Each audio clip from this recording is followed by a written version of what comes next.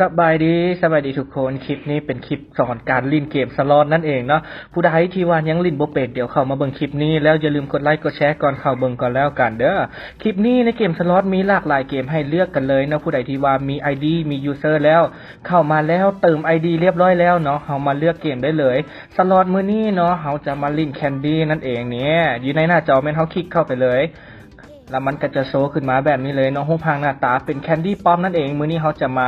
เริ่มต้นกันแบบเบาๆกันก่อนเนาะเป็นด่านทำอีทเมื่อคลิกเข้ามาแล้วคลิกเข้าด่านทำอีทกันเลยเห็นบอหน้าตาก็จะออกมาหน้าฮักแบบนี้เนาะเกมนี้เขาบอกไว้เลยว่าสาวๆต้องมักแน่นอนเนาะเพราะว่าเป็นการเดิมพันเริ่มต้นขั้นต่ำอยู่นี่เห็นว่า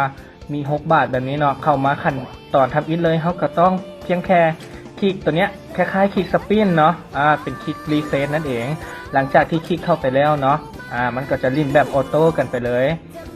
นี่ตาแรกเขาก็ได้ไปแล้วเนาะเขาบอกเลยว่าง่ายๆเกมแคนดี้ของเขาเนาะหรือว่าพวกสล็อตแบบนี้ลิ้นง่ายๆเท่านั้นเนาะเพียงเข้ามา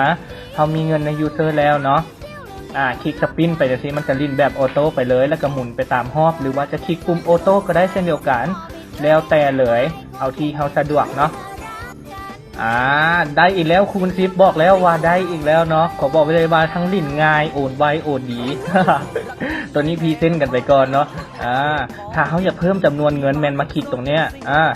เขาปิ้นหน้าเข้าไปจะอยู่เบื้องซ้ายมือนั่นเองเขาคลิกขึ้นเลยตอนนี้แมนเขาอัพขึ้นมาอยู่ที่30 บาทกันแล้วหลังจากเขาอัพเงินแล้วเขาก็ไปกดสปินอีกเนาะไปกดตัวปุ่มมนที่หลายคนอาจจะคุ้นเป็นปุ่มรีเฟรชนั่นเองหลังจากเขากดแล้วมันก็จะลิ้นเป็นออโต้ไปเลยนี่ง่ายๆเพียงแต่เท่านี้เนาะผู้ใดที่ว่า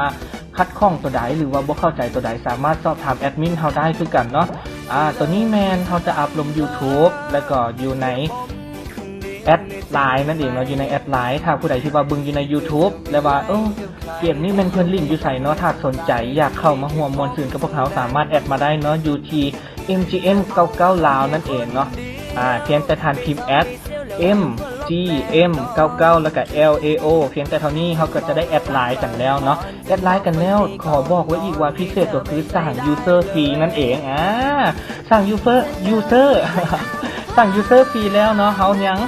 เติมขั้นจำเพียงแต่100 บาทเท่านั้นถ้าอยากร่วมมวลซื้อน้ำกันก็เข้ามาหาพวกเราได้เด้ออยู่ที่ MGM99 ลาวนั่นเองขอบใจหลายๆที่เบิ่งคลิปนี้เด้ออย่าลืมกดไลค์กดแชร์ให้เรากันแล้วกันขอบใจหลายๆสบายดี